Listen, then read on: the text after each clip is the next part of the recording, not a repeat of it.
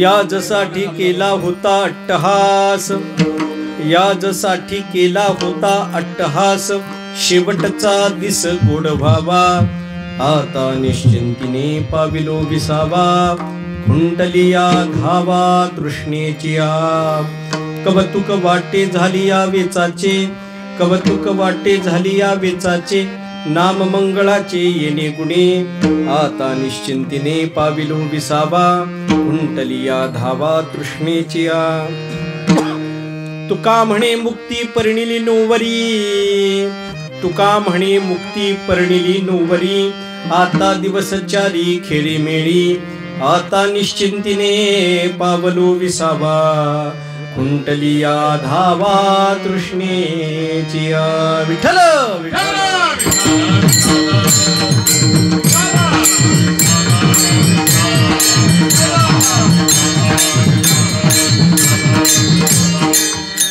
ब्रह्मानंदं परमसुखदं केवलं ज्ञानमूर्तिं द्वन्द्वातीतं गगनसदृशं तत्त्वमस्यादिलक्ष्यम् एकं नित्यं विमलमचलं सर्वधी साक्षिभूतं भावातीतं त्रिगुणरहितं सद्गुरुं तन्नमामि यदक्षरमनाख्येयम् आनन्दं वच केवलम् श्रीमन्निवृत्तिनाथेति ख्यातं दैवतमाश्रये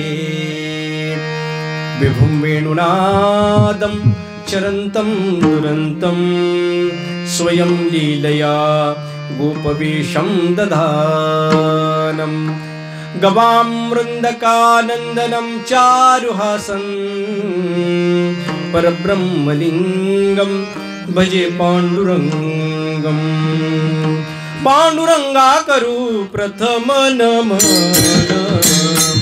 पांडुरंगा करू प्रथम नमन पांडुरंगा करू प्रथम नमन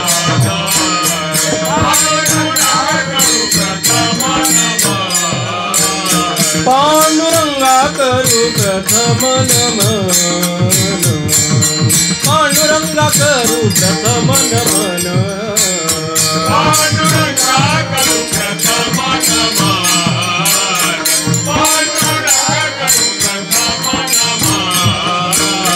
सरी चरण संतांची दुसरी चरण संतांची त्यांच्या कृपादाने कथेचा निस्वार त्यांच्या कृपादाने कथेचा विस्तार दुसरी चरण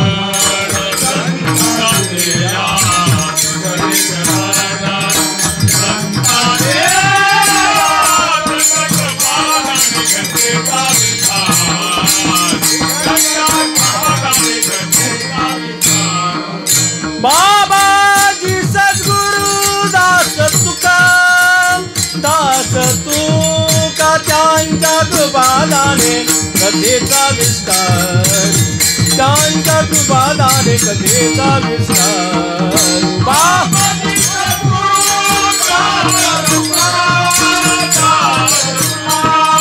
त्यांच्या कृपादाने कथेचा विस्तार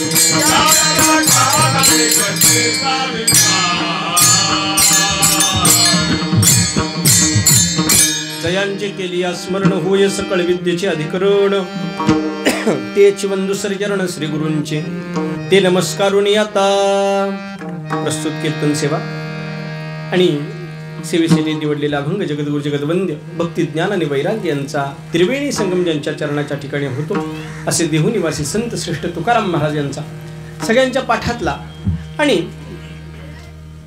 जर औचित्य म्हणायचं म्हटलं तर हरिभक्तीपरायण हवलदार महाराज यांच्या पुण्यस्मरणाच्या निमित्तानं असणाऱ्या या सेवेसाठी निवडलेला आहे. बेलापूरकर महाराज घराणं आणि हवलदार घराणं यांचे जवळजवळ 4 पिढ्यापासूनचे संबंध आहेत.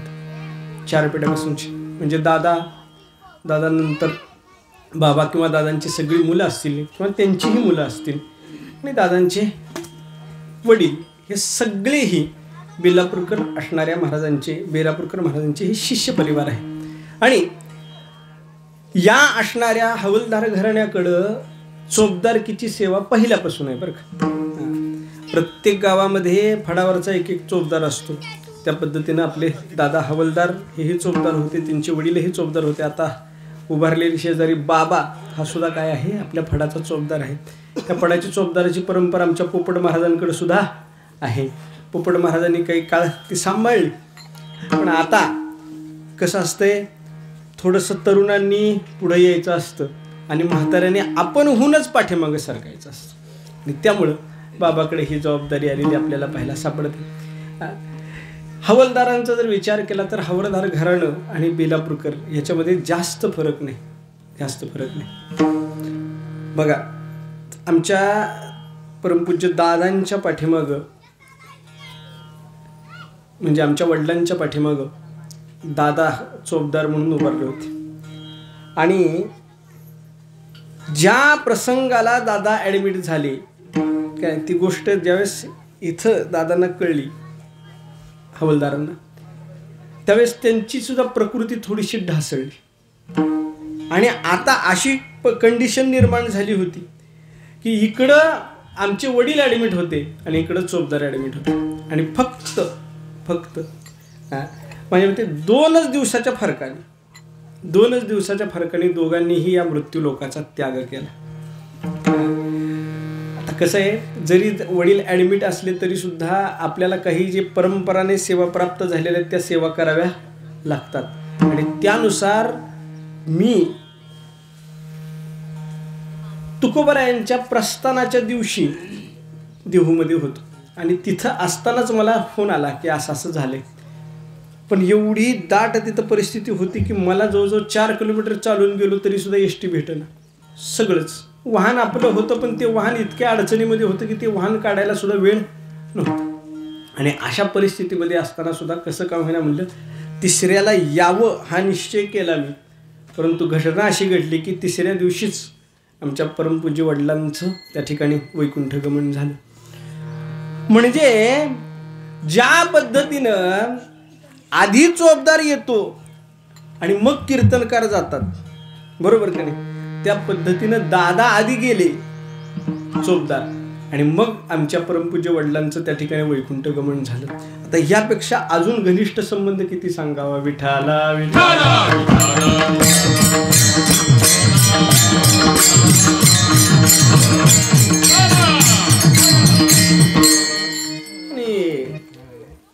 ज्यांचं आज पुण्यस्मरण आहेत हरिभक्तपरायण किसन महाराज यांचा तर आमचा फार जवळचा संबंध बरं का.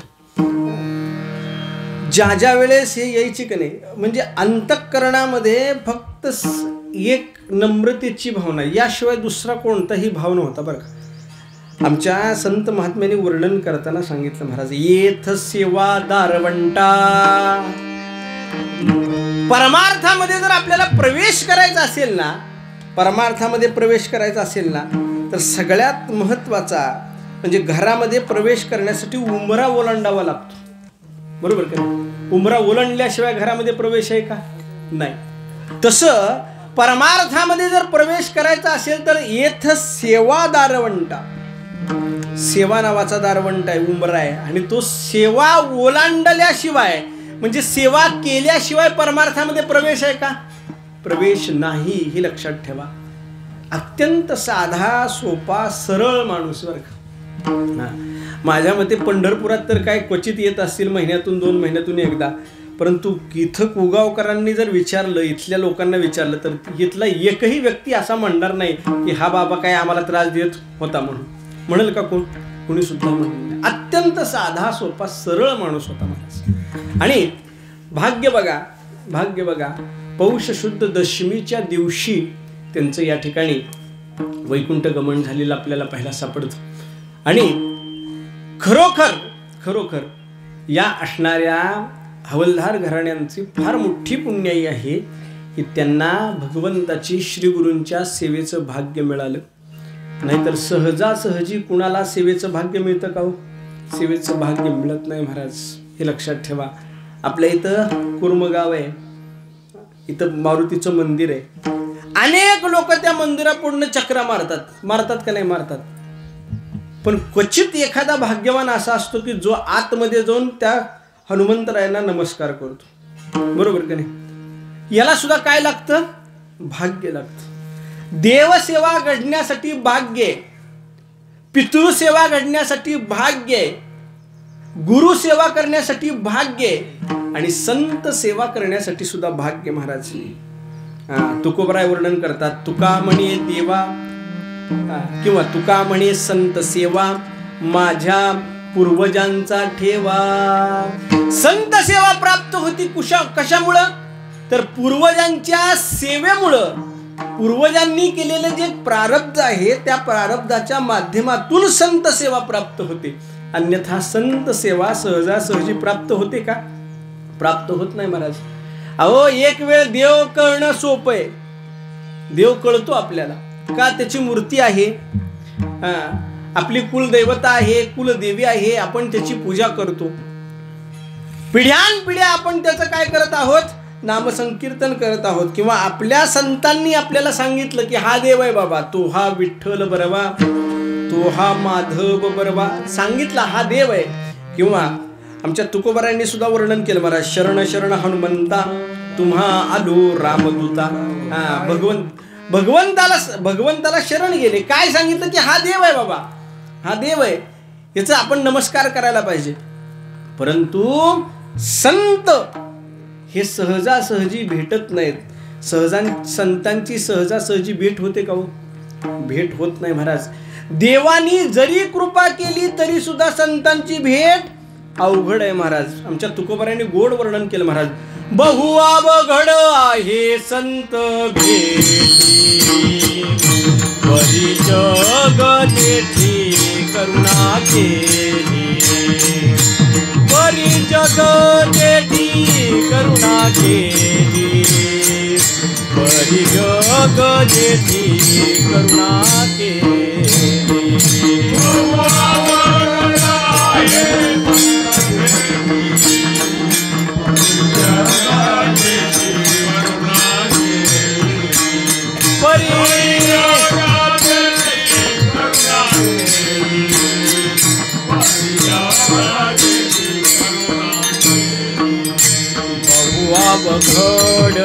आहे संत भेटी,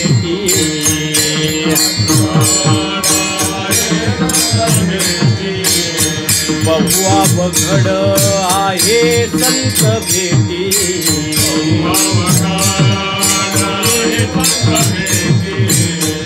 बहु अवघड आहे संत भेटी, परी जग जेठी करुणा केली, परी जग जेठी करुणा केली.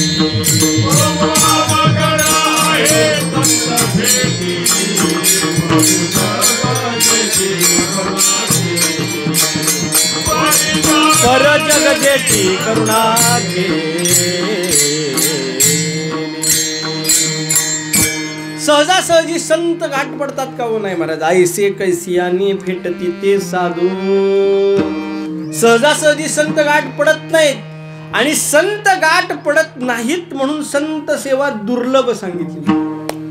म्हणून संत सेवा दुर्लभ. एक संत भेटत नाहीत, संत भेटलं तर कळत नाहीत, कळलं तर त्यांच्या शब्दावर विश्वास बसत नाही. बसतो का? नाही. विश्वास बसला तरी त्यांनी सांगितलेल्या मार्गावर विश्वास बसत नाही. आणि त्यांचे सांगितलेल्या मार्गावर विश्वास जरी बसला तरी माणसाचं मन तिथं प्रवृत्त होतंय का? होत नाही ना, होत नाही. किती साधं सोपं आमच्या तुकोबारायांनी सांगितलं महाराज. कामामध्ये काम, काही म्हणा राम राम. समोरनं माणूस एक यायला लागला, काय म्हणावं त्याला? राम राम. संपलं. आपली पद्धत आहे महाराज राम राम म्हणायची. पण आता राम राम म्हणतात का? हे कसा र? इथनं सुरुवात. सकाळी भेटला तर गुड मॉर्निंग, दुपारी भेटला तर गुड आफ्टरनून, संध्याकाळी भेटला तर गुड इव्हिनिंग, आणि तिथून जर निघायचं असेल तर गुड नाईट. चला बस आता, आहे की नाही? राम म्हटल्यानंतर जे प्राप्त होतं ते ह्या कोणत्या माध्यमातून प्राप्त होणार आहे का? होणार नाही. परंतु मनुष्याची वृत्ती अशी आहे की जे सोपं सोडतंय आणि अवघडात घुसतंय महाराज. सोपं सोडतंय किती सोपं आहे. राम राम राम राम म्हटलं की पुढच्याला सुद्धा काय होईल महाराज, जाईल भवश्रम, सगळा श्रम निघून जाण्याचं सामर्थ्य रामामध्ये. पण ते सोडून बाकीचं म्हणायची माणसाला संतांनी मार्ग दाखवला का नाही आपल्याला, कामामध्ये काम. बाकीचं काय म्हणायचंय का नाही, राम राम राम राम म्हणा. चला बरं आजपासून संकल्प करूया, कोण जरी भेटलं तर काय म्हणायचं, राम राम, बस. बाकीच काय बोलायचं, पहिला शब्द राम राम. पहिला शब्द राम राम. आमचा एक ग्रुप आहे व्हॉट्सअपला, त्याच्यामध्ये नियम आहे, पहिला मेसेज टाकताना रामकृष्ण हरीच टाकायचा, बाकीचा दुसरा टाकायचा नाही. आपसुक आपल्याकडून देवाचं नामस्मरण जर होत असेल आपसुक, तर काय दुसरं करायची गरज आहे का, गरज नाही. संतांनी आपल्याला सोपा मार्ग सांगितला, पण आपण त्या सोपा मार्गातून न जाता बाकीचे मार्ग करायला लागतो. मग पहाटे 5 वाजता उठते, टीव्ही लावते आणि त्या टीव्हीवर बघून योगा करायला सुरुवात करतो महाराज, योगा. मग जसा ती समोरचा करतो तसं करतो, हा बरोबर का. हे सोडतंय, अजून काय करतंय, कुठेतरी एखाद्या ठिकाणी मोठाच्या मोठा यज्ञ असतो मला, त्या यज्ञामध्ये जातो आणि त्या आहुती टाकायला सुरुवात करतो. कुठेतरी एखादा अवघड मंत्र काढतो, अवघड मंत्र, आणि त्या अवघड मंत्राचं जप करायला सुरुवात करतो. करा नाही असं नाही, पण आपल्याकडून त्याचं पालन होतंय का याचा विचार करा. होतंय का पालन, पालन होत नाही. जर यज्ञ करायचा असेल, जर याग करायचा असेल, जर योग करायचा असेल, तर त्याला पात्रता सांगितली. कोणती पात्रता सांगितली, तुम्ही शुचिरभूत अवस्थेमध्ये पाहिजे, तुम्ही त्रिकाल स्नान केलं पाहिजे, 3 वेळा स्नान केलं पाहिजे. आणि स्नान करताना सुद्धा कुठल्या पाण्याने स्नान करावं हे नियम आहेत, नियम आहे. आमचे तर अजून काही बरीच अशी माणसं आहेत पंढरपुरामध्ये बरं का, की जे आडाच्या पाण्याशिवाय आंघोळ करत नाहीत, आडाच्या पाण्याशिवाय आंघोळ करत नाहीत, अशी माणसं आहेत. आता आड राहिलेत का, मग बोरच्या पाण्याने, निदान बोरच्या पाण्याने. आपण कुठल्या करतो, टाकीतल्या पाण्याने करतो का नाही, टाकीतल्या पाण्याने. शिळ्या पाण्याने आंघोळ करू नये हा नियम आहे. पाणी वाहतं असावं, त्याच्यामध्ये स्नान करावी, पण त्याला नियम सांगितला. तीर्थाच्या ठिकाणी वाहती नदी नसेल, वाहतं पाणी नसेल, तरी स्नान केल्यानंतर काय मिळते, पुण्य मिळते. या सगळ्याचा विचार करून स्नान करण्याचे नियम आहेत. हे पाळणं होतंय का आपल्याकडून, होत नाही ना.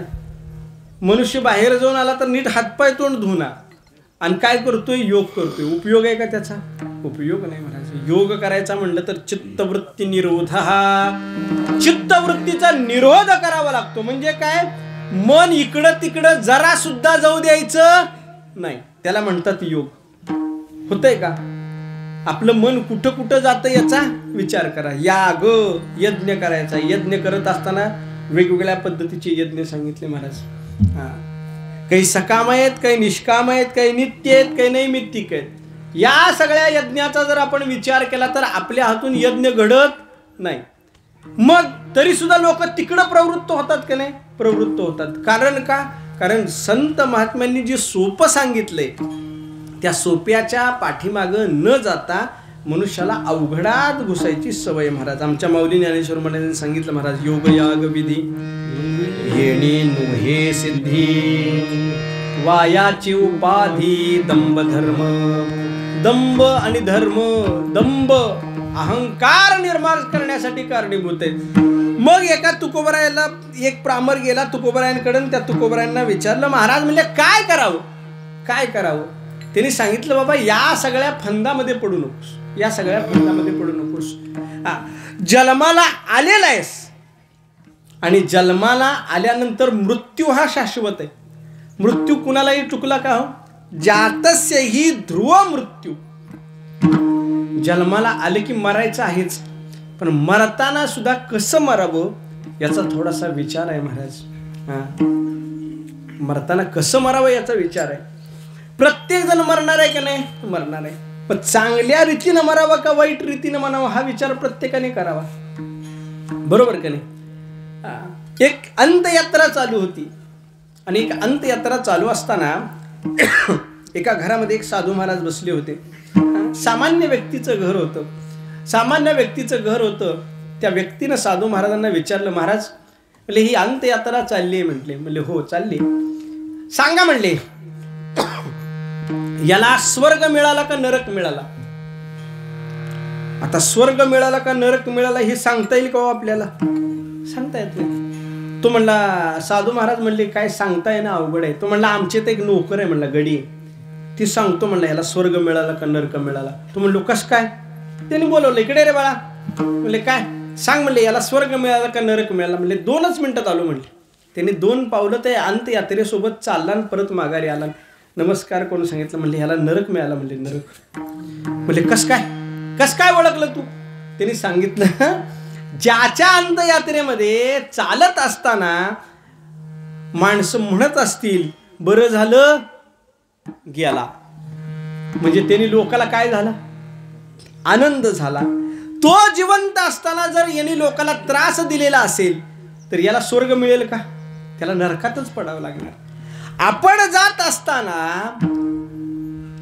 आपल्याबद्दल त्यांच्या अंतःकरणामध्ये जे अंत्ययात्रेला चालतात त्यांच्या अंतःकरणामध्ये जर दुःख असेल तरच आपल्याला स्वर्गाची प्राप्ती, हे लक्षात ठेवा. नाही तर स्वर्गाची प्राप्ती नाही. आणि हे करण्यासाठी काय करावं लागतं? तर मृत्यू लोकामध्ये आल्यानंतर असं जगावं लागतं की आपण जरी गेलो तरी सुद्धा पाठीमाग आपली कीर्ती उरायला उत्तमची उरे, कीर्ती मागे उत्तमची उरे,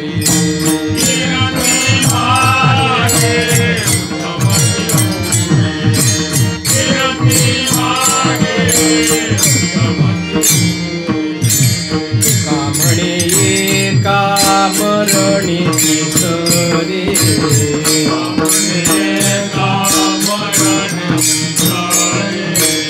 कामणे एका मरणीची सरे,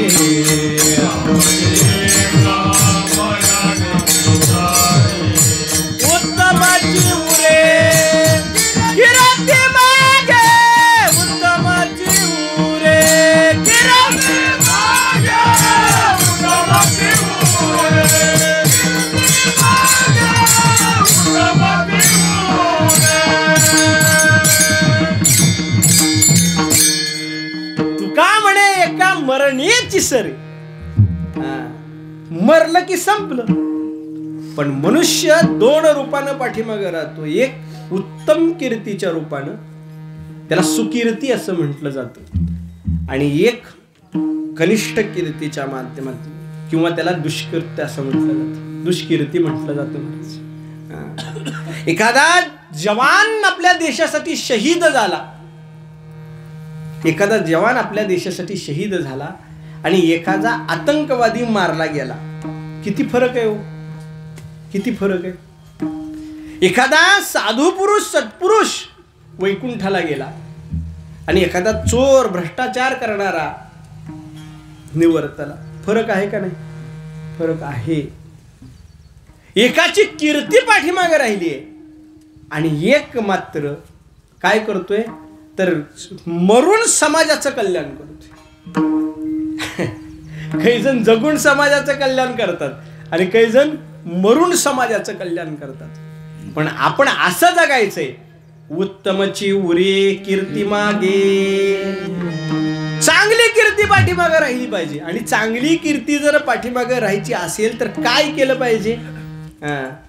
तर जीवनभर अट्टहास करायला पाहिजे. याच साठी केला होता अट्टहास. अट्टहास करायला पाहिजे. अट्टहास. बघा तुम्ही, मी नेहमी उदाहरण सांगत असतो. मनुष्याचा चेहरा आहे का नाही, चेहरा हे सगळं काही सांगून जातो. सगळं काही सांगून जातो. काही ज्यावेळेस मरतात का नाही, एखादी व्यक्ती मरते का नाही, मेल्यानंतर त्याच्या चेहऱ्याकडे बघायचं. असा प्रफुल्लित चेहरा असतो.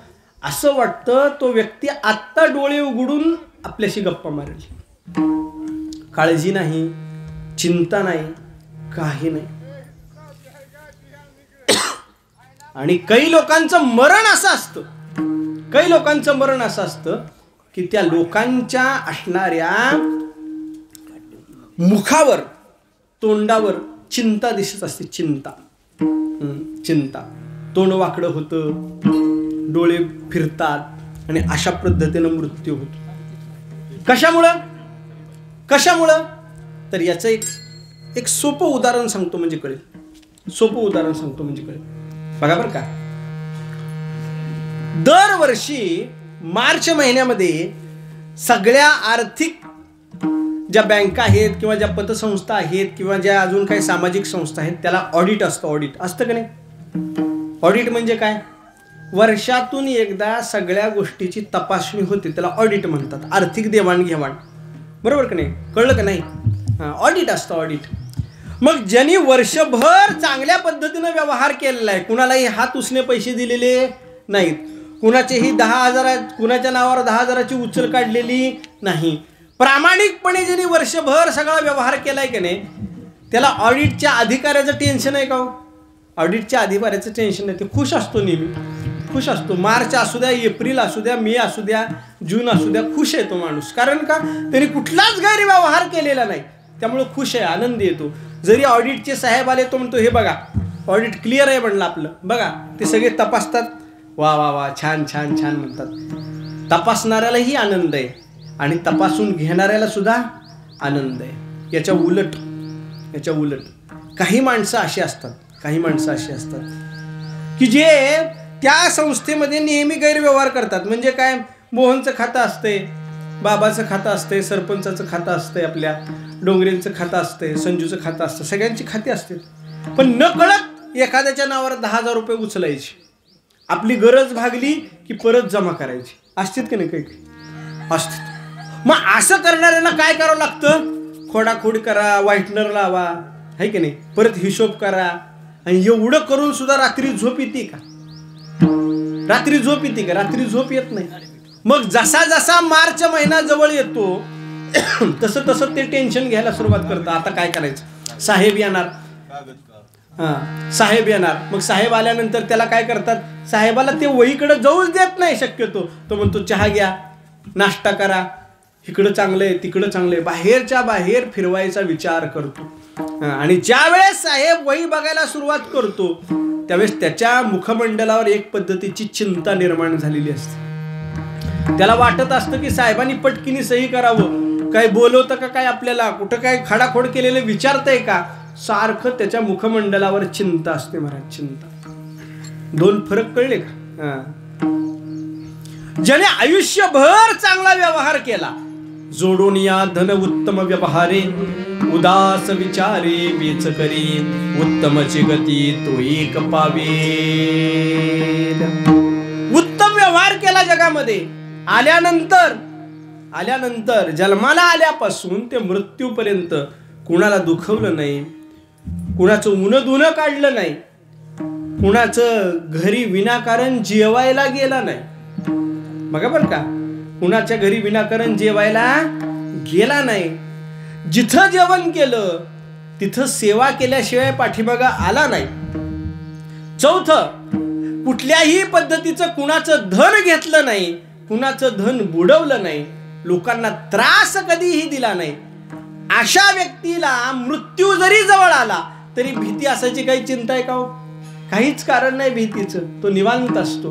पण ज्यांनी आयुष्यभर ह्याची टोपी त्याला, त्याची टोपी त्याला, सगळे व्यवहार अशा पद्धतीने केले, त्याला मात्र काय होतंय? त्याला मात्र निश्चित पद्धतीने आयुष्याच्या शेवटी काय होते? चिंता निर्माण होते. महाराज, बालपण गेले नेणता, बालपण नेणतेमध्ये गेलं. पुढे काय केलं? तारुण्य अवस्था सिद्ध झाली.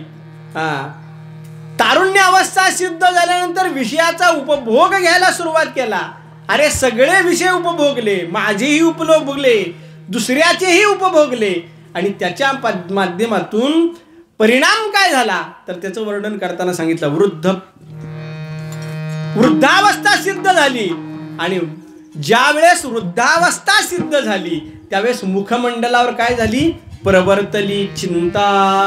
मग तोंडावर चिंता निर्माण व्हायला सुरुवात केली. मग असा व्यक्ती ज्यावेळेस देह सोडतो का नाही त्यावेळेस त्याच्या अंतःकरणामध्ये नेहमी चिंता असते, आणि मग त्याचं तोंड वाकडं होतं, डोळे फिरतात, ह्या सगळ्या गोष्टी त्याच्या बाबतीत होतात. पण हरिभक्ताच्या बाबतीमध्ये, वारकऱ्याच्या बाबतीमध्ये अशी कोणती स्थिती होते का? होत नाही महाराज, होत नाही. का होत नाही? कारण आयुष्यभर ज्यांनी भगवंताचं नामस्मरण केलं त्या व्यक्तीला न्यायला सुद्धा स्वतः भगवंत येतो महाराज, स्वतः भगवंत होतो. आणि तुकोबाराय म्हणतात की आयुष्यभर ज्याने निश्चिम परमार्थ केला त्याचा शेवटचा दिस गोड व्हावा, त्या व्यक्तीचा शेवटचा दिवस गोड झाल्याशिवाय राहत नाही, असं वर्णन या ठिकाणी आपल्याला केलेलं पाहायला सापडतं. मोठ्या प्रेमाने एकदा भजन करूया आणि उर्वरित असणाऱ्या कीर्तनाचा भाग आपण त्या भजनानंतर करूया. विठोबा रखुमाई,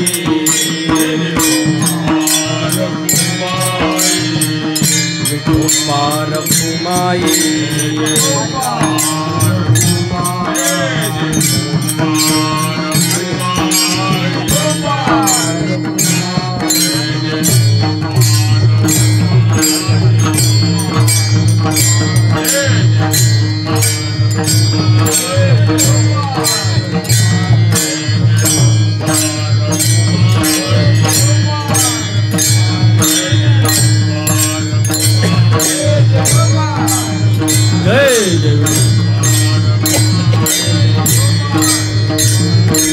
बोला पुंडली वरदाई विठ्ठल श्री ज्ञानदेव गप्पार कुमाई, गप्पार कुमाई.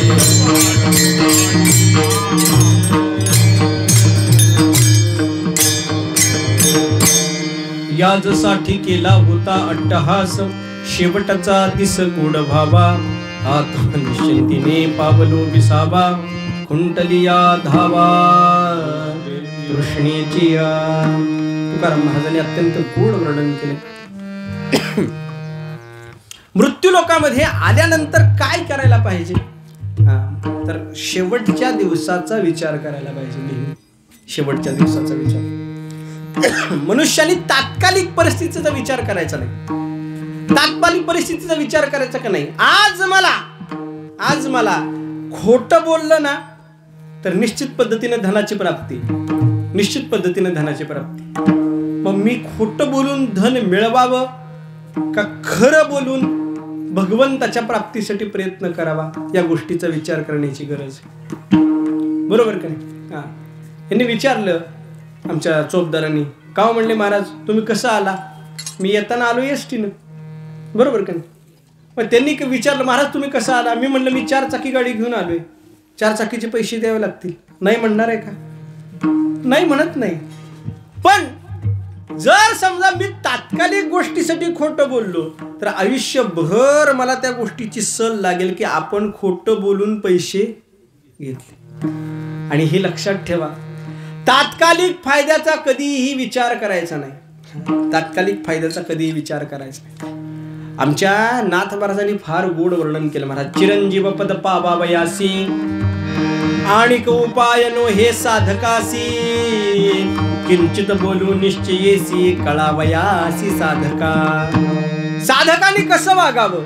येथे मुख्य पाहिजे अनुताप, त्या अनुतापाचे कैचे रूप, नित्य मृत्यू मानी जे समीप, न मानी अल्प देह सुख.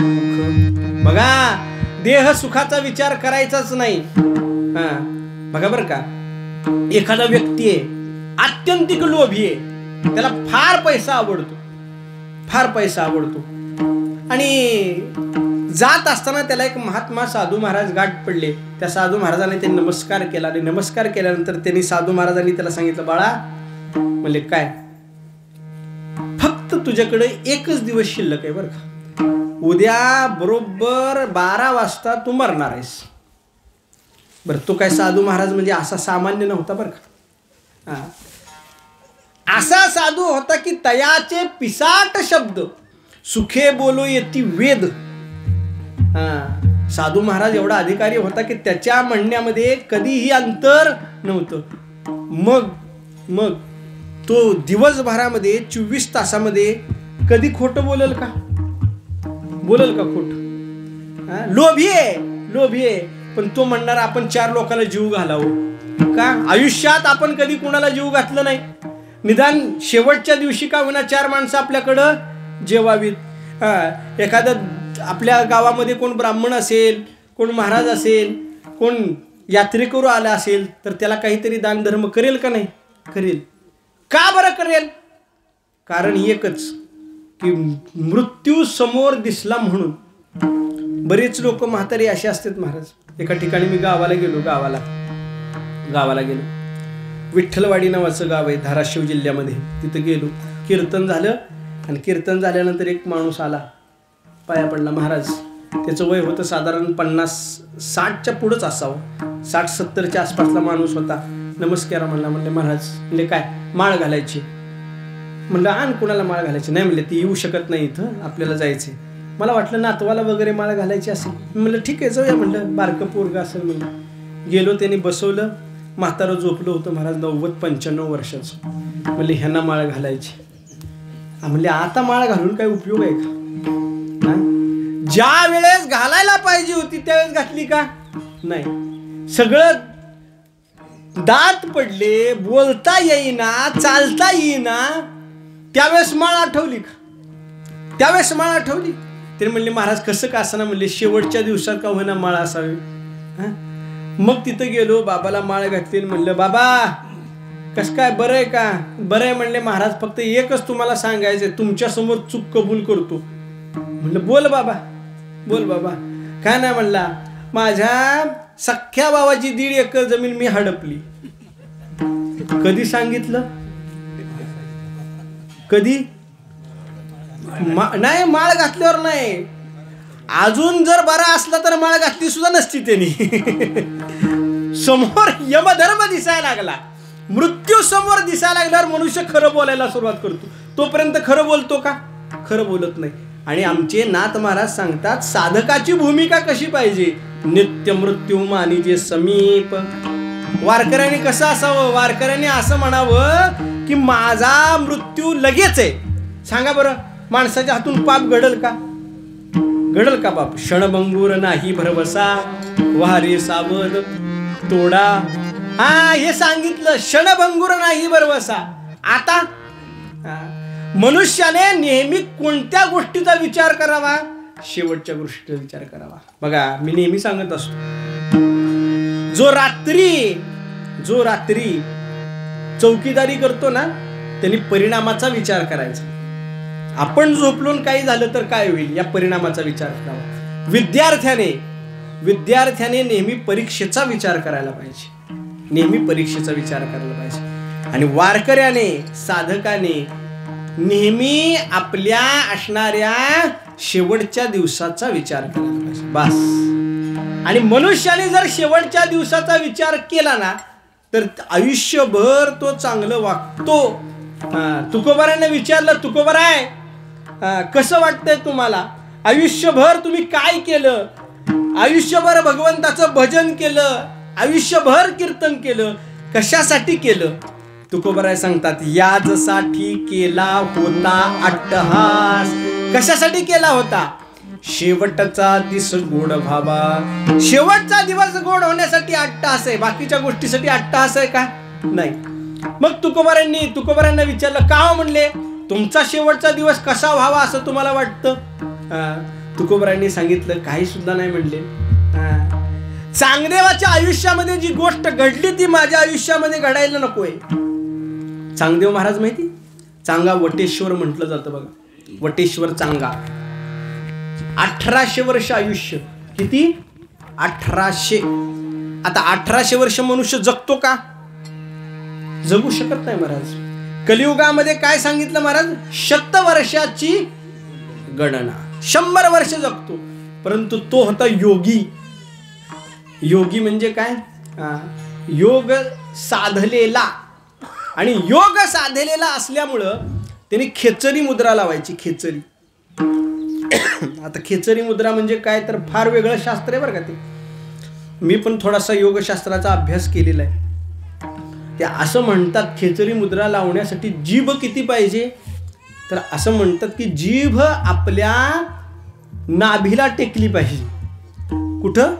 नाभीला, बिंबीला टेकली पाहिजे. मग त्यासाठी अभ्यास काय करायचा? रोज थोडी थोडी जीभ अशी बाहेर ओढायची. बाहेर ओढायची आणि ओढून ओढून ओढून अशी लांब इथपर्यंत नाभीला टेकल इथपर्यंत करायची आणि मग ती जीभ उलटी घशात घालायची. तिथून पुढं खेचरी मुद्रेला प्रारंभ झाला. विचार करा, आपल्यासारख्याला शक्य आहे का? पण हे कुणी केलं? चांगदेव महाराजांनी केलं. आणि परिणाम काय झाला? खेचरी मुद्रा लावली की जो आपला प्राण आहे तो प्राण ज्ञान केंद्रामध्ये, ज्ञान चक्रामध्ये स्थित होतो. आणि ज्ञान चक्रामध्ये एकदा का प्राण स्थित झाला की यमधर्माला ते नेता येत नाही. आणि म्हणून प्रत्येक वेळेस यमधर्म ज्या वेळेस यायची त्यावेळेस हा खेचरी मुद्रा लावायचा आणि आपला प्राण ज्ञानचक्रामध्ये नेऊन ठेवायचा. यमधर्म माघारी जायचा.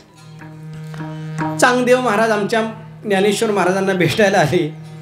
ज्ञानेश्वर महाराजांना भेटले आणि भेटल्यानंतर मुक्ताईंचे शिष्य झाले. मुक्ताईंनी विचारलं, म्हणले सांगा, म्हणले बोला. म्हणले तुला प्रत्येक वेळेस यमधर्म न्यायला आला? म्हणले हो. म्हणले यमधर्म न्यायला आला. मला एक सांग, म्हणले कधीतरी देव न्यायला आला का रे? कधीतरी देव न्यायला आला का? तो म्हणला नाही. हितच चुकला म्हणले. यमधर्माच्या माध्यमातून आपण प्राणाची सुटका सहज करू शकतो, सहज करू शकतो. आमच्या रामेश्वर भट्टांनी वर्णन केलं महाराज. तुकाराम तुकाराम नाम घेता कापी यम. यमधर्म सुद्धा कापतो. कधी? तुकोबारायांचं नाम घेतल्यानंतर. एवढं सामर्थ्य तुकोबारायांच्या नामस्मरणामध्ये महाराज. एखादा कुत्रा अंगावर यायला लागला, कुत्रा अंगावर यायला लागला, काय करावं लागतं? एक तर कुत्र्याचं नाव घ्या किंवा कुत्र्याच्या मालकाला बोलवा. बरोबर का नाही? कुत्र्याला बोलवलं, कुत्रा अंगावर यायला लागला, कुत्र्याचं नाव घेतलं, त्याला वाटतं ही ओळखीचं आहे बरं का. आता थंडीच्या वेळेस वगैरे लोक स्वेटर फिटर घालून येतात का नाही. कुत्र्याला कळत नाही कोण आहे ती बी गारटून बसलेली असते कोपऱ्याला. कोण आलं की त्याला वाटतं नवीन कोण आहे. मग आपण हे नाव घेतल्याबरोबर त्याला कळतं ही ओळखीचं आहे बाबा. आवाजाने ओळखतं आणि शांत बसतं. जर आपल्या ओळखीचं कुत्रं नसेल तर काय करावं? मालकाला बोलवावं. मालक काय करतो? घरातनच म्हणतो टाम्या गप. संपलं. टाम्या गप बसतो. हा जर काळ आपल्या अंगावर यायला लागला ना तर एक आमच्या तुकोबारायांचं नामस्मरण करा, संतांचं नामस्मरण करा. काळ गुलाम सलाम करी, तो काळ तुम्हाला सलाम करेल. किंवा दुसरं मालकाचं नाव घ्या. काळाचा मालक कोण आहे? भगवंत. त्या भगवंताचं नाव घ्या. निश्चित पद्धतीने काय होईल? काळाच्या माध्यमातून तुमची सुटका होईल. या व्यतिरिक्त तिसऱ्याचं नाव घेतल्यावर सुटका आहे का हो? नाही महाराज. दोनच सांगितलं महाराज. तेथे कोणी सोडविना, एका सद्गुरु वाचुनी. सद्गुरु शिवाय कोण सोडवतं का? सोडवत नाही. आणि दुसरा कोण आहे? तर दुसरा फक्त भगवंत आहे महाराज. अंतकाळीचा सोयरा, अंतकाळीचा सोयरा, अंतकाळीचा सोयरा,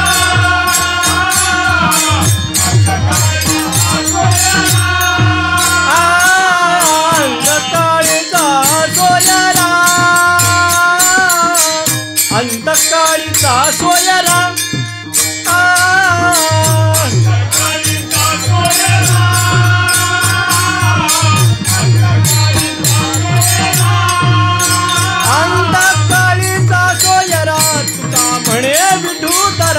अंतकाळीचा सोयरा तुका म्हणे विठूदरा. शरीर जायाचे ठेवणे, शरीर जायाचे ठेवणे, अंतकाळीचा सोयरा तुका म्हणे विठूदरा.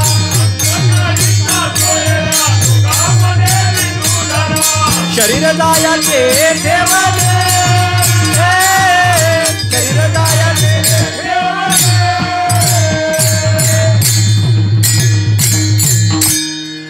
सांगतात महाराज. अंतकाळीचा सोयरा, अंतकाळीचा सोयरा कोण आहे? अंतकाळीचा सोयरा तुका म्हणे विठूधरा. शरीर जायाचे ठेवणे, शरीर जायाचे ठेवणे, शरीर जायाचे ठेवणे. मग कुणाला धरायचं? एक संतांना धरा. नाहीतर देवाला धरा. त्या कुत्र्यापासून, कालरूपी कुत्र्यापासून वाचण्यासाठी या दोन गोष्टींचं, एक तर संतांचं नामस्मरण घ्या, जे संत याचे मालक आहेत त्यांचं नामस्मरण करा, किंवा देवाचं नामस्मरण घ्या.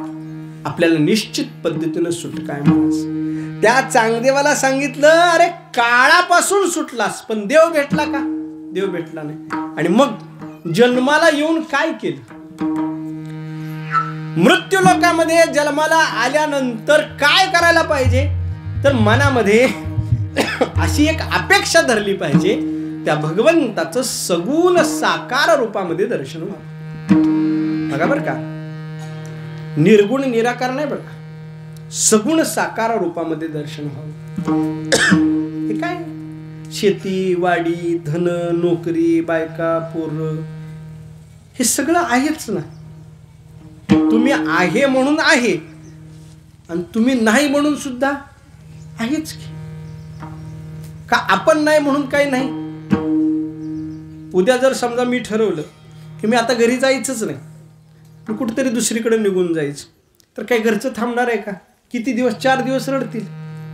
5व्या दिवशी बरं रडले तरी काय बिगर खाता रडतात का?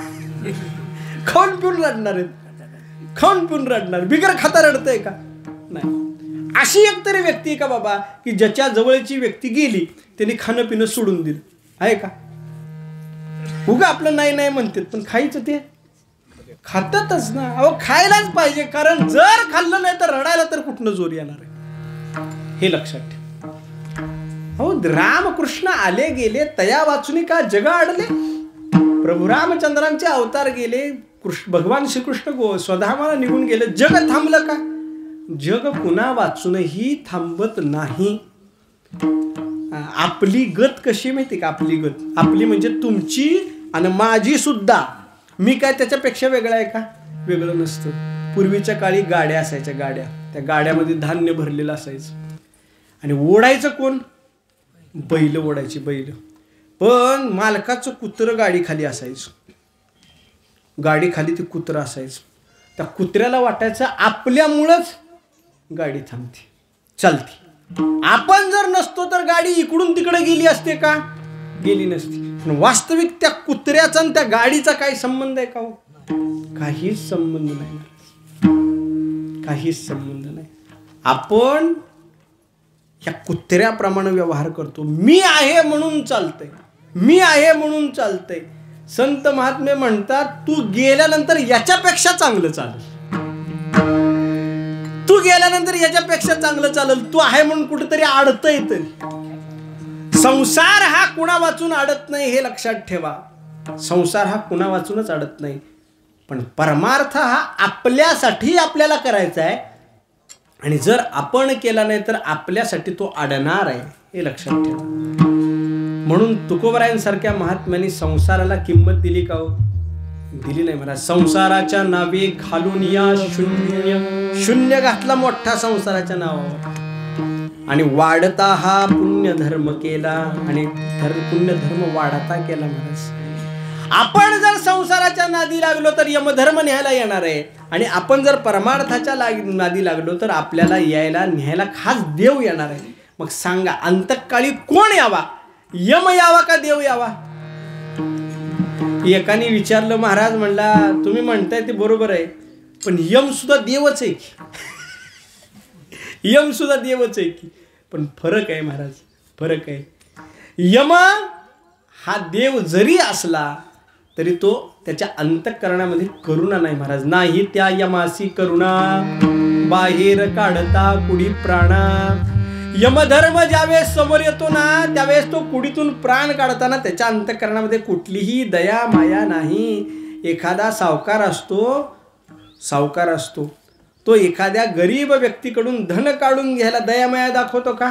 दाखवत नाही. त्या पद्धतीने यमधर्म दया माया दाखवत नाही.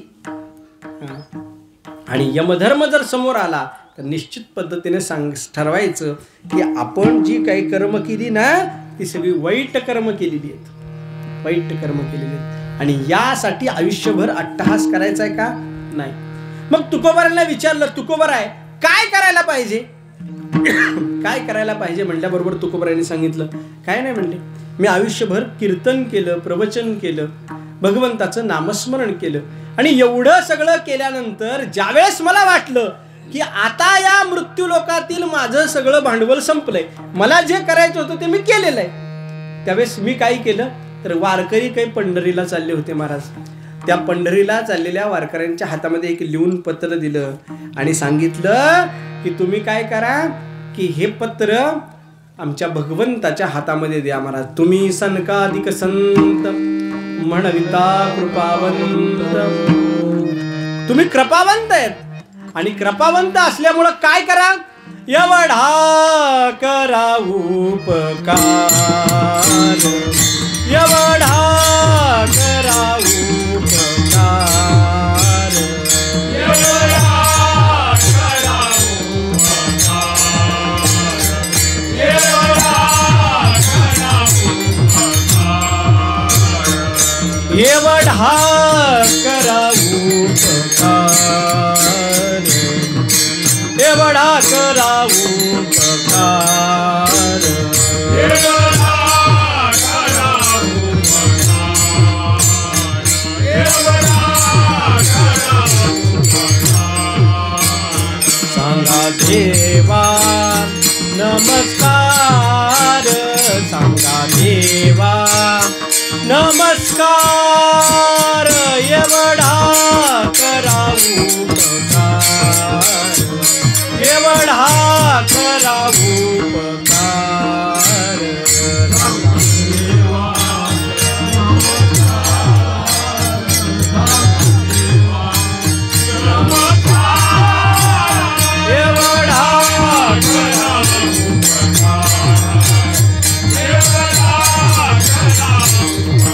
एवढा करा उपकार, एवढा करा उपकार, एवढा करा उपकार,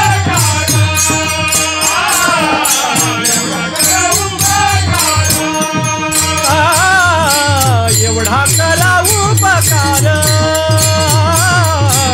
एवढा करा उपकार.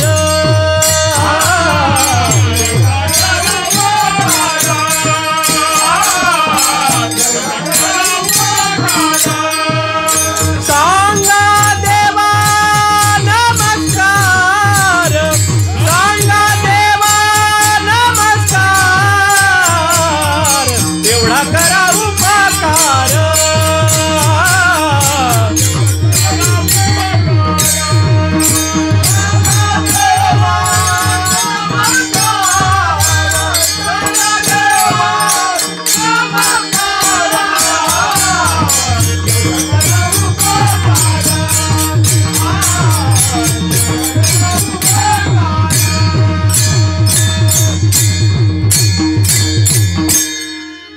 देवाला निरोप पाठवला महाराज. एवढा करा उपकार, एवढा उपकार करा. काय करा, हा पांडुरंग परमात्म्याला माझा नमस्कार सांगा. तर नमस्कार सांगा याचा अर्थ काय, नमस्कार सांगा म्हणजे काय, हो तुम्ही चाललाय पंढरपूरला, हा आमचा पण नमस्कार सांगा. अरे असं असतं काय कुठं, मग काय नाही, पंढरपूरला जायची गरज आहे का, स्टँडवर बसायचं दशमीला, तुम्ही कुठे चालला पंढरपूरला नमस्कार सांगा, तुम्ही कुठे चालला आळंदीला माझा नमस्कार सांगा, तुम्ही कुठे चालला देऊला माझा नमस्कार सांगा. बरं आहे की नाही. एवढा नमस्कार सांगण्यापूर्वत नाही बरं का, पुढे सांगितलं भाकावी करुणा, माझी करुणा भाका आणि त्या भगवंताला काय करा, विनवा. कशासाठी विनवायचंय, तुका म्हणे मजा आठवा, मुळी लवकरी पाठवा. कशासाठी विनवायचंय, तर या मृत्यू लोकातलं माझं काम पूर्ण झाले, आता मला राहायची गरज वाटत नाही. मग काय करा, देवाला नमस्कार सांगा म्हणले, आता माझ्या मूळच ठिकाणी भगवंताला जाण्याची आज्ञा मागा. आज्ञा मागा म्हटल्याबरोबर त्यांनी विचार केला, ठीक आहे म्हणले, हे सगळे संत गेले महाराज, पण संत सुद्धा काही सामान्य नाही आहेत, सनकाधिक संत जे नित्य भगवंताच्या जवळ असतात ते. कुणालाही नमस्कार सांगून चालत नाही. एखाद्याने सांगितलं म्हणजे तुम्ही नमस्कार देवाला सांगा, ते म्हणला मी पंढरपूरला जातो पण देवाकडे जातच नाही. त्याच्याकडे नमस्कार सांगून उपयोग आहे का? बरं ती म्हणला, दुसरा म्हणला तुम्ही, म्हणले मी जातो देवाकडं, देवाच्या पाया पडता, म्हणले पडतो. मग म्हणले तुम्ही सांगा नमस्कार, म्हणले देवाचा नमस्कार सांगायला म्हणले मलाच तिथं उभारू देत नाहीत जास्त वेळ, माझं दर्शन नीट होत नाही, तुझा कुठला नमस्कार सांगू. तिसरा होता म्हणला माझं दर्शन होतं, म्हणलं व्यवस्थित होतं, कुणी मला चल म्हणत नाही. मग म्हणले तुम्ही सांगा नमस्कार, म्हणले मी दर्शन घेतो पण देव माझ्याशी बोलत नाही, उपयोग आहे का? अशा माणसांसोबत नमस्कार सांगावा की ज्याचं देव ऐकतो. आपलं देव ऐकतो का? नाही ऐकत ना. आणि ऐकत असतात तर आपल्याकडे कामच काय होतं? दे पैसे तुझा नमस्कार सांगतो, दे पैसे तुझा नमस्कार सांगतो, हेच केलं असतं आपण, दुसरं काही केलं असतं का? नाही. त्यांनी सांगितलं सनकाधिक संत, सनकाधिक संतांना सांगितलं. संत गेले, तुकोबारायांचा नमस्कार सांगितला, तुकोबारायांच्या संबंधानं करुणा भाकली, भाकल्यानंतर देवाने निरोप दिला. महाराज परत माघारी निरोप दिला. बरं का? पत्राचे उत्तर काय दिले फिरवून. आता पत्राचं उत्तर पाठीमाग आली, संत माघारी आले पंढरीवरून संत माघारी आल्याबरोबर त्या असणाऱ्या तुकोबारायांनी विचारलं काय पत्राचं उत्तर दिलंय. तुकोबारायांचे पत्र उघडलं, वाचलं आणि तुकोबारायांना सांगितलं काळजी करू नको तुका, मी तुझ्याकडे येतो. अहो तुझ्याकडे येतो म्हणल्यावर ते तुकोबारायांना आनंद झाला. येणार म्हणले देव, पण त्याच्या ना तारीख आहे, ना वेळ आहे, ना वार आहे, ना टायमिंग आहे, काहीच नाही. एखाद्याने सांगितलं महाराज आमच्या घरी कधी येणार, काळजी करू नको, येणार पण कधी येणार? 5 वर्ष झालं महाराज नुसतं येणारच म्हणतात, कधी येणार? त्यासाठी काय पाहिजे तर त्यासाठी भक्ताच्या मध्ये सहनशीलतेचा भाव पाहिजे. महाराज त्या मतंग नावाच्या ऋषींनी शबरी मातेला सांगितलं होतं, काय सांगितलं होतं? तू माझी सेवा केलीस ना, तुला राम प्रभू दर्शन देणार, एवढंच म्हटले आणि देह सोडला. आता राम प्रभू दर्शन देणार एवढं म्हणून देह सोडला. त्यावेळेस ती बिचारी होती 8-9 वर्षाची. तिनं विचार केला राम प्रभू आपल्याकडे येणार आहेत. त्या दिवसापासून तिनं चारीही बाजूला काय करायचं, सडा संवर्जन करायचं, फुलं सजवायची. का? की राम येणार आहेत, प्रभू रामचंद्र येणार आहेत म्हणून त्यांनी. आणि आयुष्याच्या कुठंतरी उत्तरार्धाला ज्यावेळेस 80, 85, 90 वर्षाची ती झाली त्यावेळेस प्रभू रामचंद्र तिच्या घरी आले. 9 वर्ष ते 90 वर्ष, किती वर्षाचा कालावधी आहे? 81 वर्षाचा कालावधी. आणि 81 वर्षामध्ये तिच्या अंतःकरणामध्ये एकदाही असा विचार आला नाही की एवढी वर्ष झालं आले नाही त्यांना आता कुठले येते. आला का? आला नाही. आणि जर आला असता तर भगवंत आले असते का? भगवंत आलेच नसते. ही साधकाची अवस्था आहे. तुकोबारायांना सांगितलं मी येतोय, काळजी करू नको. आमच्या तुकोबारायांना आनंद झाला महाराज. आणि आनंद झाल्यानंतर एक दिवस आमचे प्रभू तुकोबाराय लवकर उठले. आणि लवकर उठल्यानंतर त्यांनी काय केलं तर त्यांनी आपलं जे नित्यकर्म होतं ते नित्यकर्म केलं. आणि नित्यकर्म केल्यानंतर पांडुरंग परमात्म्याच्या मंदिरामध्ये आले. आणि मंदिरामध्ये आल्यानंतर त्या मूर्तीवर एक विशेष पद्धतीचं हास्य दिसलं महाराज. देवाला संतांना दिसतं बरं का, आपल्याला दिसत नाही. आपल्याला देव कधी जरी बघितला ते तसाच दिसतो, पण संतांना मात्र देव वेगवेगळ्या पद्धतीने दिसतो, भासतो. आणि संतांसाठीच हे त्याचे वेगवेगळे अवतार आहेत. बरं तुकोबारायांना दिसलं की भगवंत हसतायत. भगवंताची पूजा केली. भगवंताला विचारलं का भगवंता आज हसताय? म्हणजे मी येणार आहे तुझ्या घरी. आणि येणार म्हणल्यानंतर आनंद झाला. भगवंत निरोप देत आहेत, मी येणार आहे म्हणल्यानंतर तुकोबाराय घरी आले. आणि आपल्या पत्नीला म्हणतात आवले आज देव घरी येणार आहेत बरं का, आज देव घरी येणार आहेत. म्हणले मग मी आज देवाबरोबर जाणार आहे. येणार आहेस का तू? म्हटल्याबरोबर आमची आईसाहेब म्हणतात महाराज तुकोबारायांना, महाराज तुम्ही जावा म्हटले, मला काम आहे. बरं म्हटले. आमच्या आईसाहेबांनी सगळं घर स्वच्छ झाडलं होतं. त्या घरामध्ये आमचे तुकोबाराय येरझऱ्या घालतायत, कधी माझा देव येईल. कै येता देखील माझा माय बाप, घटका बोटी दिवस लेखी धरून या माप. गरुडा वाहना गंभीरा येई बादा तारा, बाप रखमा देवी वरू श्री विठ्ठला. आणि मग दिवस रात्र एक झाले महाराज. दीन तैसी रजनी झाली हो माई, अवस्था लागून गेला अजून का नाहीये. फरक पण दिसना महाराज. उजडलेलं कळना, मावळलेलं कळना. कधी देव येतोय, कधी देव येतोय, हा विचार लागला महाराज. आणि कानावर आवाज पडला महाराज, आवाज पडला. गरुड येतो फणात्कारे, नाभी नाभी म्हणतो स्वरे. गरुडाचा फणात्कार ऐकूया लागला महाराज. गरुडाचा फणात्कार. मोठा पक्षी ज्यावेळेस उडतो त्यावेळेस त्याच्या पंख फडफडण्याच्या माध्यमातून आवाज येतो. तसा गरुड ज्यावेळेस आपला फणात्कार करतो, पंख हलवतो, त्यावेळेस तो त्याच्यातून स्वर निघतो. नाभी नाभी. नाभी म्हणजे भिवू नको मी आलो, भिवू नको मी आलो, अशा पद्धतीचा स्वर कानावर पडला. आणि तुकोबाराय बाहेर आले.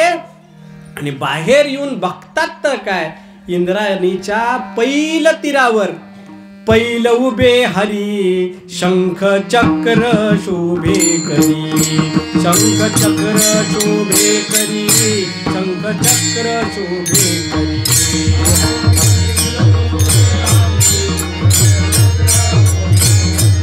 शंख पैल उभे हरी, शंख चक्र शोभे करी, शंख चक्र शोभे करी, शंख चक्र शोभे करी. पैल उभे हरी, शंख चक्र शोभे करी, शंख चक्र शोभे करी.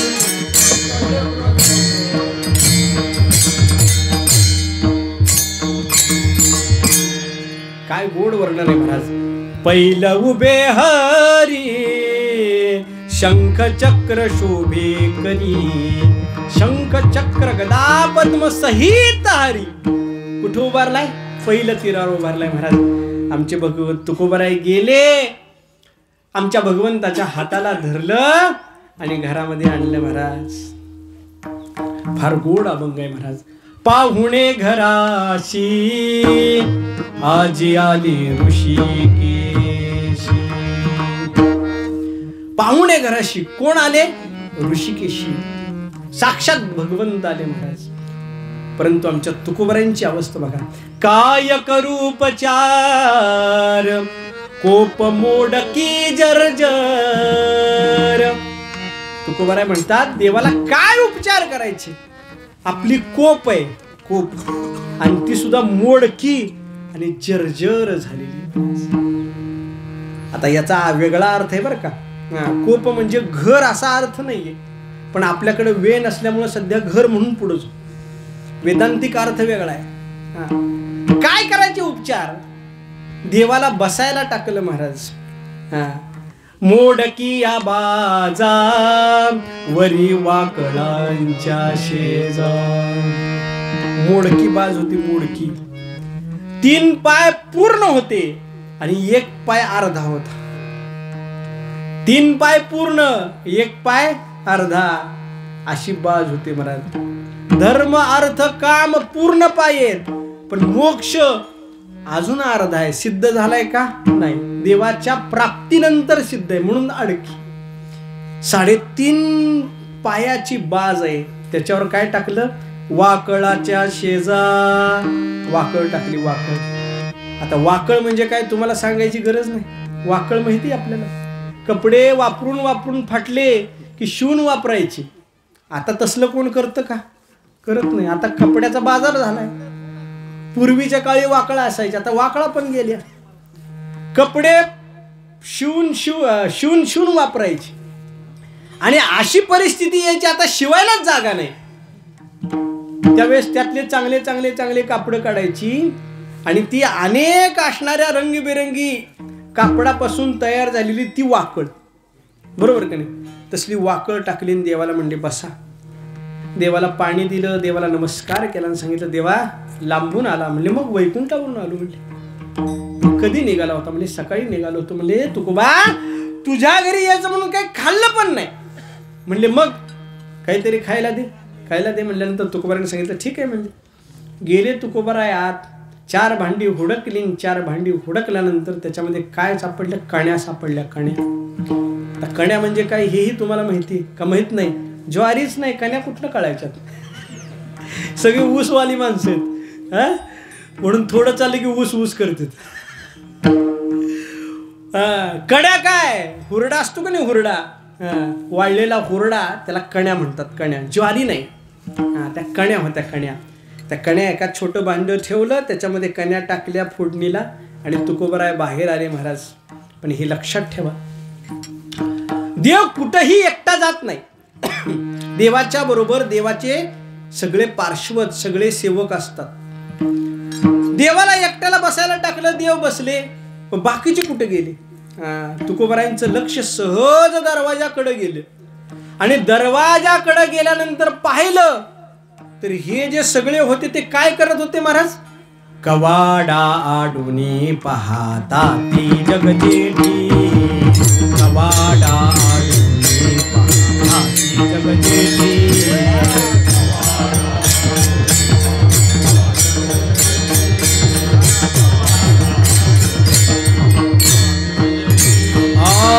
शुकसनकादिक नारद तुंबर भक्तांच्या कोटी.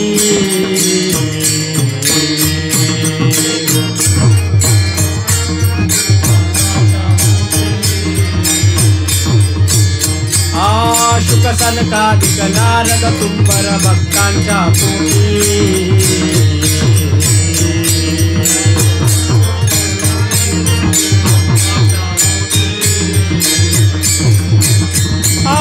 कवाडा आडोनी पाहता ती जगजेठी, कवाडा आडोनी पाहता ती जगजेठी, कवाडा आडोनी पाहता ती जगजेठी, कवाडा आडोनी पाहता ती.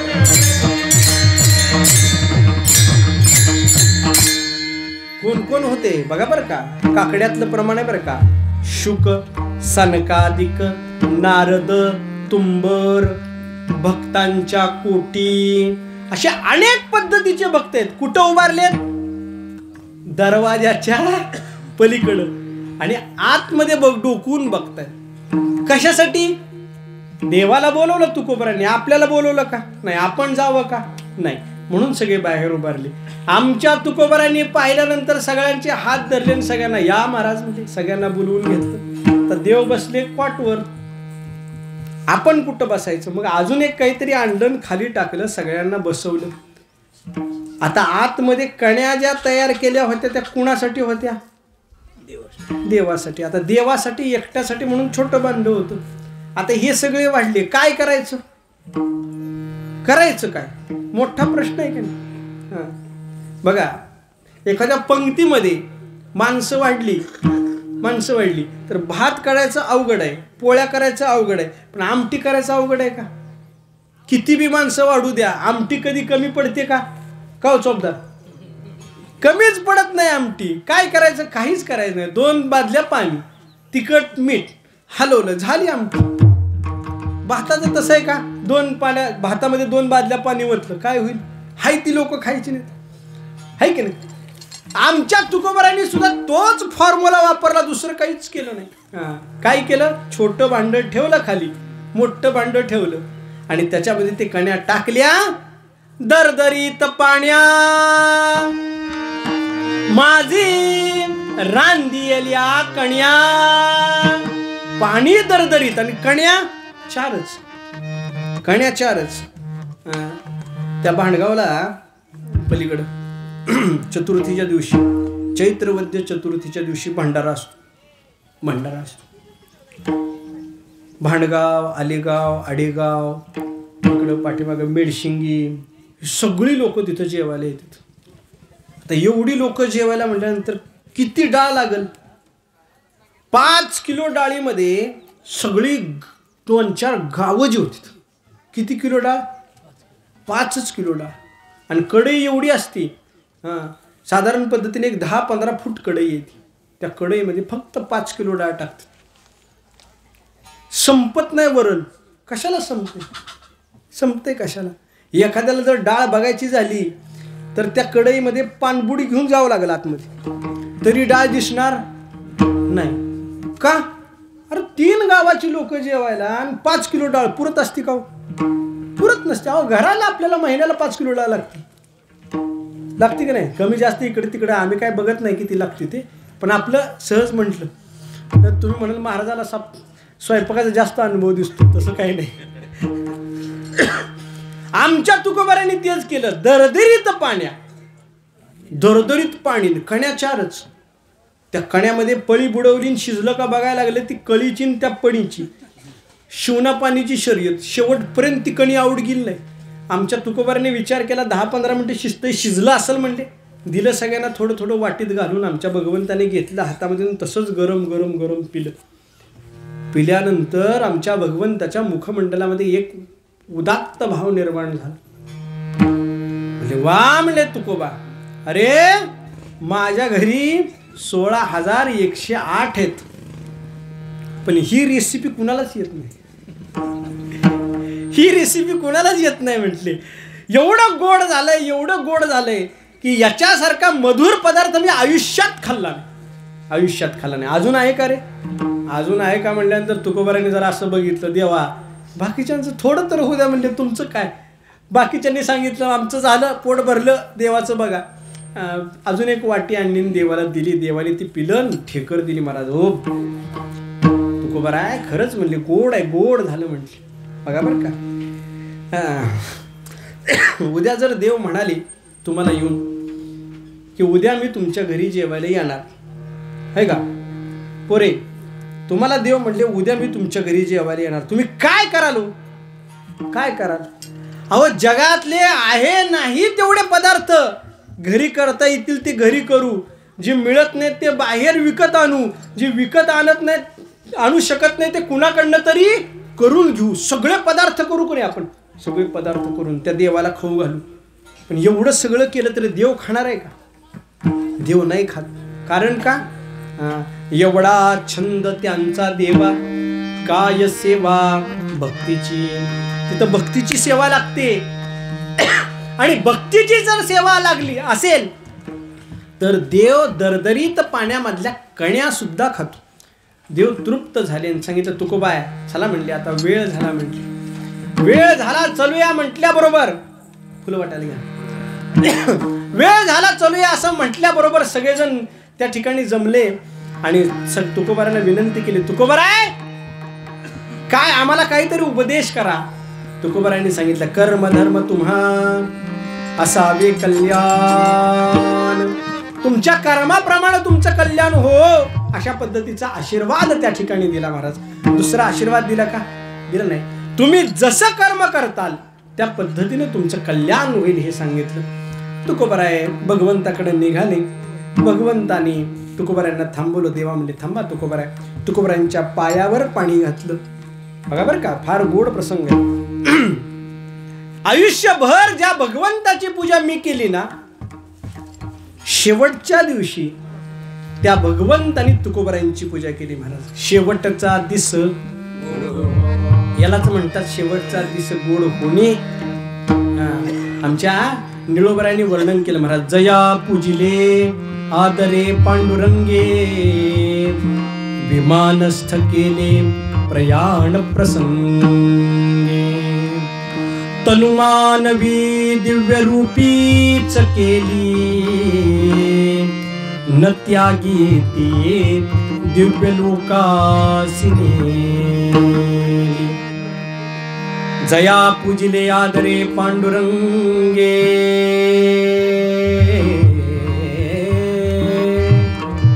आदरानं भगवंतानी त्यांची पूजा केली आणि मग विमानामध्ये बसवलं महाराज.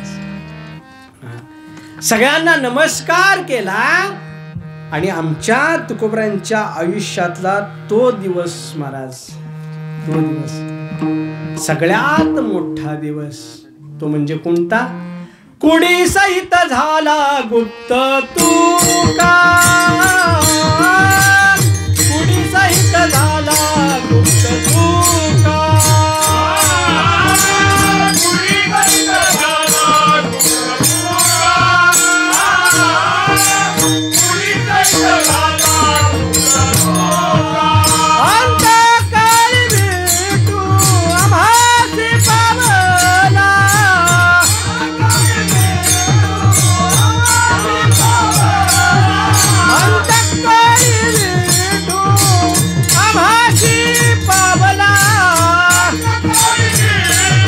तुका,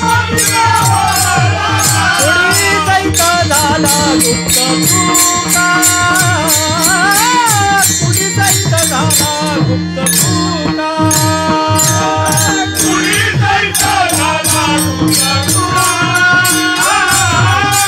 कुडी सहित झाला गुप्त तुका.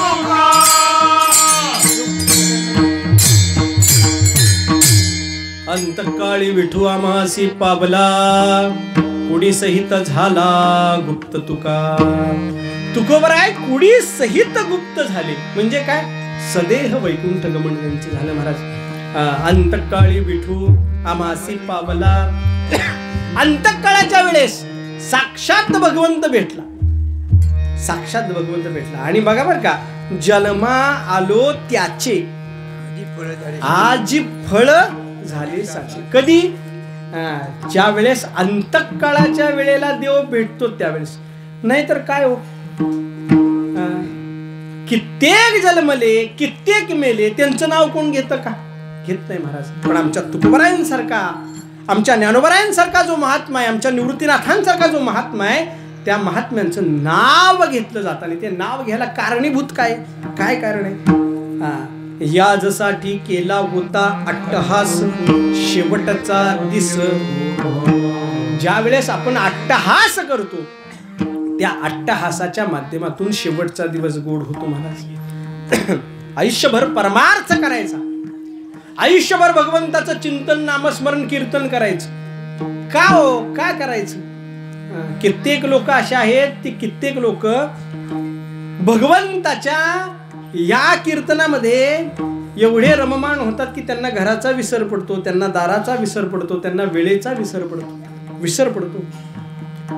आणि काही काही लोक असेत महाराज, जे अंतकाळाच्या वेळेस माळ काढून बाकीचं सगळं चालू करतात. का हो? असं का होतं? तर याला कारण त्याचं प्रारब्ध आहे, हे लक्षात ठेवा. पूर्व प्रारब्ध, पूर्व संचित ज्या पद्धतीनं असतं, माणसाचे व्यवहार त्या पद्धतीनं असतात. आणि निश्चित पद्धतीनं आपलं प्रारब्ध एवढं जोरावर पाहिजे महाराज की अंतकाळाच्या वेळेला कोण भेटावा? फक्त देवच भेटावा, बाकीचं कोण भेटू नये महाराज. एका गोड कवीने फार गोड वर्णन केलं महाराज. इतना तो करना स्वामी जप प्राण तन से निकले, गोविंद नाम लेके तब प्राण तन से निकले. बाकीचं काही नसावं महाराज. मुखामध्ये कुणाचं नाव असावं? फक्त देवाचं नाव असावं. आणि देवाचं नाव असताना जर माझ्या हृदयातून यमानी जरी प्राण काढून घेतला तरी मला काही फरक पडत नाही. मरण येताना सुद्धा सुंदर ठिकाणी यावं महाराज. सुंदर अशा पद्धतीचा आमच्या चंद्रभागेचा काठ असावा, आमच्या श्रीगुरूंचा मठ असावा, सगळे वारकरी असावेत आणि त्या ठिकाणी मरण यावं. सगळ्यात सुंदर मरण महाराज, सगळ्यात सुंदर मरण. याच्याशिवाय दुसरं मरण सुंदर नाही महाराज. किंवा आपली जी इष्ट देवता आहे त्या इष्ट देवतेची प्रतिमा आपल्या डोळ्यासमोर असावी. ज्या आपण देवतेची उपासना आयुष्यभर करत आहोत ती देवता आपल्या समोर यावी आणि मग आपला देह प्राणाच्या माध्यमातून सुटावा. खरोखर त्याच्यासारखा भाग्य नाही महाराज. पण देव इतका हुशार आहे महाराज. देव एवढा हुशार आहे की देव सगळ्या गोष्टी करताना अत्यंतिक नियोजन पद्धतीनं करतो. आणि देवाच्या नियोजनामध्ये आपल्याला आपल्या अंतसमयाच्या वेळेस जर वेळ हवा असेल, असं वाटत असेल की देवानी शेवटच्या वेळी आपल्याकडं यावं, त्या वेळेला देवानी आपल्याकडे यावं असं जर वाटत असेल ना, तर आजपासून थोडा थोडा वेळ आपण देवाला द्यायला हवा. कारण देव कसा आहे, घेशी तेव्हा देसी, आधी घेतो मग देतो. म्हणून आजपासून देवाला थोडा वेळ द्या. अंतकाळाच्या वेळीला देव निश्चित तुमच्यापर्यंत आल्याशिवाय राहणार नाही. आणि ज्या महात्म्यांचं या ठिकाणी पुण्यस्मरण आहे, त्या महात्म्यांचा या पुण्यस्मरणाच्या माध्यमातून, कीर्तनाच्या माध्यमातून आपण यथामती वर्णन करण्याचा प्रयत्न केलेला आहे. तुकोबारायांनी जो अभंग घेतला आहे, तुकोबारायांचा जो अभंग घेतला, त्या अभंगाच्या माध्यमातून जी वागसेवा घडलेली आहे, ती वागसेवेच्या माध्यमातून त्यांना पुन्हा एकदा या मृत्यू लोकामध्ये मनुष्य जन्म प्राप्त व्हावा आणि त्यांना निश्चित पद्धतीने भगवंताची सेवा घडावी, एवढीच या ठिकाणी अपेक्षा व्यक्त करूया. आणि पुष्पवृष्टीच्या माध्यमातून त्यांचा या ठिकाणी पुण्यस्मरणाचा सोहळा आपण साजरा करूया. सगळ्यांनी बसूनच आहे त्या जागेवरूनच पुष्पवृष्टी करायची आहे, कुणीही उठायचं नाही. पुंडलिक वरदा हरी विठ्ठल श्री पंढरीनाथ भगवान की, माऊली ज्ञानेश्वर महाराज की, जगद्गुरु तुकाराम महाराज की, श्री गुरु निवृत्तीनाथ महाराज, शांती ब्रह्म एकनाथ महाराज की, ज्ञानेश्वर माऊली.